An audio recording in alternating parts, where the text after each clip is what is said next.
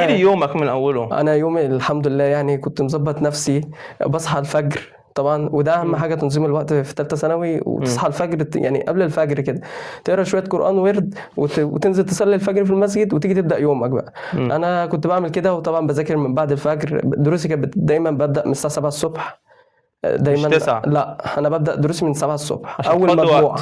اول مجموعه عند كل مدرس انا كنت داخل فيها من 7، كنت اخلص يومي على الساعه 12 كان ليها الظهر. حاجه في دماغك اول مجموعه؟ هي داخلها هدف ايه لو مجموعه؟ يعني اول مجموعه دي طبعا المدرس جايب كل طاقته لسه في البدايه وانت لسه صاحي. وانا فايق والمدرس فايق واحنا الاثنين طبعا والله العظيم بجد. يعني اغلبيه المدرسين حرفيا كانت بتشرح كل حاجه وحاجات زياده كتير. يعني المجاميع اللي كانت متاخره ما كانتش بتاخد زينا برضو.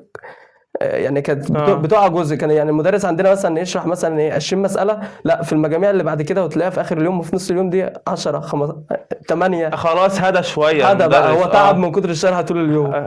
فعلا والله. عشان كده انت كنت بتلحق اول مجموعه؟ انا كنت بلحق اول مجموعه المواد كلها. وكنت حاجز بدري. يعني انا قبل ما كنت تخش ثالثه ثانوي دايما عشان تلحق اول مجموعه دي تبقى حاجز بدري في ثالثه ثانوي.